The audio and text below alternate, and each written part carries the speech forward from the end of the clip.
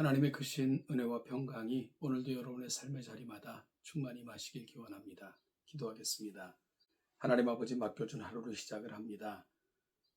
선한 정직이답게 우리의 시간과 물질과 재능을 하나님 영광을 위해 사용하게 하시고, 살아가는 사람들에게는 아름다운 복이 되어주는 우리 모두가 되게 하옵소서. 무엇보다도 선명한 우리 삶의 기준인 말씀을 붙들고 말씀을 따라 행하는 우리 모두가 되게 하여 주옵소서.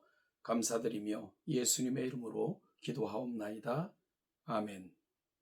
오늘 보실 하나님의 말씀은 신명기 21장 1절부터 14절까지입니다. 신명기 21장 1절부터 14절을 같이 읽죠.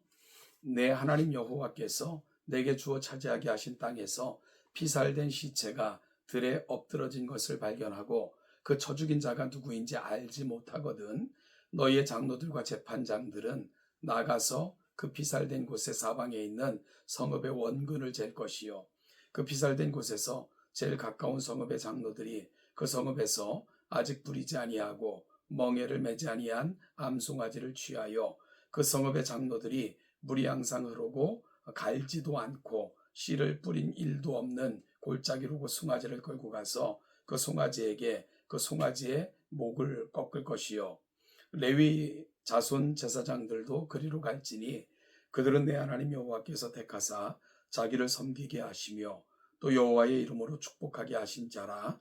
모든 소송과 모든 투쟁이 그들의 말대로 판결될 것이니라. 그 피살된 곳에서 제일 가까운 성읍의 모든 장로들은 그 골짜기에서 목을 꺾은 암송아지 위에 손을 씻으며 말하기를 우리의 손이 이 피를 흘리지 아니하였고 우리의 눈이 이것을 보지도 못하였나이다. 여호와여, 주께서 속량하신 주의 백성 이스라엘을 사하시고 무죄한 피를 주의 백성 이스라엘 중에 머물러 두지 마옵소서 하면 그 피 흘린 죄가 사함을 받으리니, 너는 이와 같이 여호와께서 보시기에 정직한 일을 행하여 무죄한 자의 피 흘린 죄를 너희 중에서 제할지니라. 네가 나가서 적군과 싸울 때에 내 하나님 여호와께서 그들을 내 손에 넘기심으로 내가 그들을 사로잡은 후에 내가 만일 그 포로 중에 아리따운 여자를 보고 그에게 연연하여 아내를 삼고자 하거든 그를 내 손으로 데려갈 것이요, 그는 그 머리를 밀고 손톱을 베고 또 포로의 의복을 벗고 내 집에 살며 그 부모를 위하여 한 달 동안 애곡한 후에 내가 그에게로 들어가서 그의 남편이 되고 그는 내 아내가 될 것이요, 그 후에 내가 그를 기뻐하지 아니하거든 그의 마음대로 가게 하고 결코 돈을 받고 팔지 말지라. 네가 그를 욕보였은즉 종으로 여기지 말지니라. 아멘. 오늘 본문은 이스라엘 백성이 가나안 땅에 들어가 살 때에 지켜야 할 사안으로 크게 두 가지를 말씀하고 있습니다. 첫째는 가해자를 모르는 시체를 발견한 경우에 백성들이 처리해야 할 지침입니다. 두 번째는 전쟁 포로로 잡은 여인을 아내로 삼은 경우에 이스라엘 남자가 행하여야 할 지침입니다. 두 경우 모두 하나님의 백성으로서 가져야 할 태도와 연관 있는 부분들입니다. 먼저 살인자를 모르는 변사체를 발견할 시 그 장소에 가장 가까운 성읍의 장로들이 레위 자손들인 재판장들과 이를 처리해야 합니다. 그들은 갈지도 심지도 않은 시냇물이 늘 흐르는 골짜기에 나아가 3살 미만의 암송아지를 죽여 속죄제를 드려야 합니다.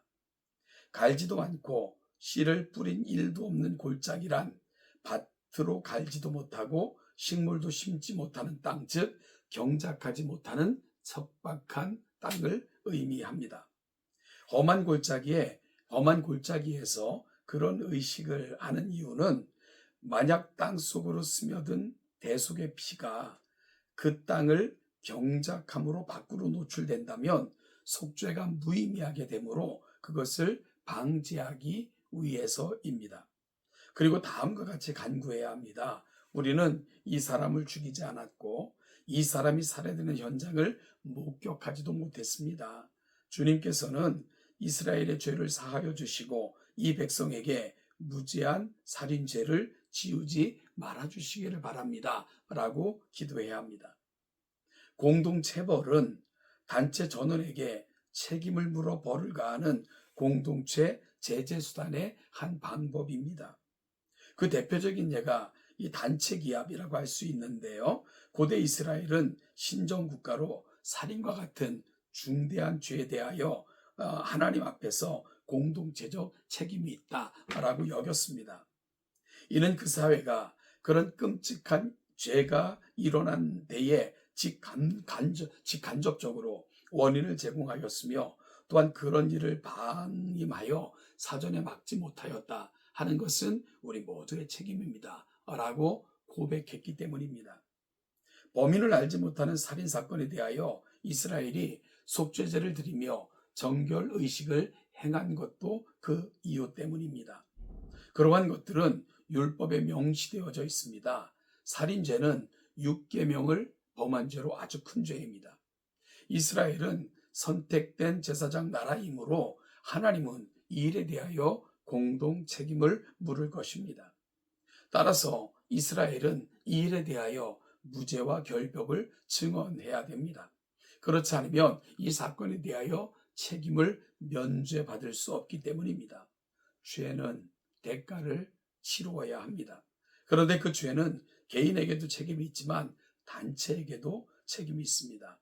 그 단체가 죄를 낮게 직감적적으로 환경을 조성하였기 때문이기에 모든 공동체는 그 되어진 사건에 대해서는 나와 상관없는 무관한 것으로 내가 비록 살인하지 않았고 그 죄와 관련이 없다 할지라도 우리가 이 죄를 지었습니다. 라고 고백하면서 공동체적 고백으로 하나님 앞에 나아가야 됩니다. 여러분, 그럴 때 사회가 조금 더 안정되고 사회는 그 사회에 되어지는 일들에 대해서 책임감을 느낄 수 있지 않겠습니까?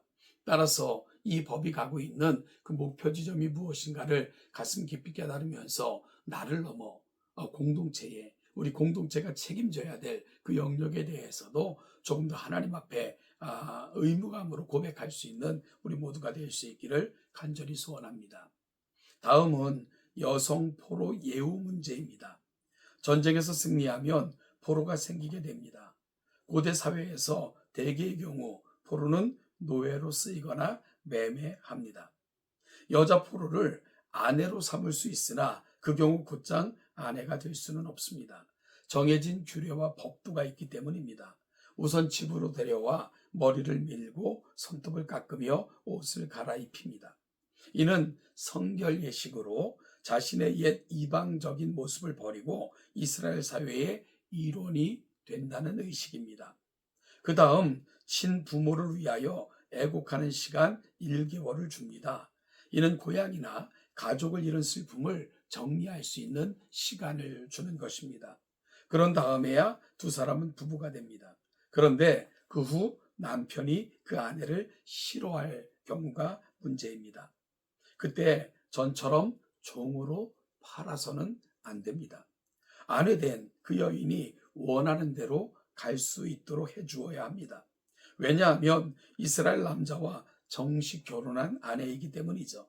어떠한 경우에도 아내에게 걸맞는 그런 대우를 해주어라 하는 것이 율법의 기본 윤리입니다. 포로된 아내도 이러한데 결혼한 아내에게 예의를 다하지 못하는 것은 매우 비윤리적인 것이라 말할 수 있지 않겠습니까? 시대가 악해지고 이 사회가 타락되고 사람들이 독해지는 것에 대해 우리는 책임이 없다고 말할 수 없어요. 마치 자식이 도둑질하고 폭언하고 살인한 것에 대해 그 부모의 책임이 없다라고 말할 수 없는 것과 같은 이치입니다. 여러분, 따라서 오늘 주어진 두 가지 규례를 통해서 우리 그리스도인들이 마땅히 감당해야 될 함께 더불어 살아가는 이 사회에 대한 책임이 무엇인가를 다시 한번 묻고 깨닫고 결심하는 귀한 이 아침이 될 수 있기를 간절히 소원합니다. 우리 개개인은 공동체와 떠나서 살 수 없죠. 따라서 그리스도인들은 더불어 살아가는 공동체에 대해서도 일말의 책임이 있고요. 어떤 공동체가 건강하게 세워져 나가야 한다는 것, 우리 모두가 감당해야 될 우리의 사명임을 가슴 깊이 간직할 수 있기를 소원합니다. 또한 한 여인에 대한 예우를 통해서 더불어 살아가는 사람들의 생명을 존중히 여기고 다른 사람의 인권과 다른 사람의 그 삶의 질에 대해서도 함께 관심을 갖고 이를 이루어가는, 조금 더 우리 삶의 영역들이 성숙함으로 이루어져가는 아름다운 삶, 우리 그리스도인들의 모든 삶의 자리가 되시기를 예수님의 이름으로 축복합니다. 오늘도 살아가는 모든 삶의 자리마다 하나님의 은혜가 여러분 가운데 넘쳐나기를 축원합니다.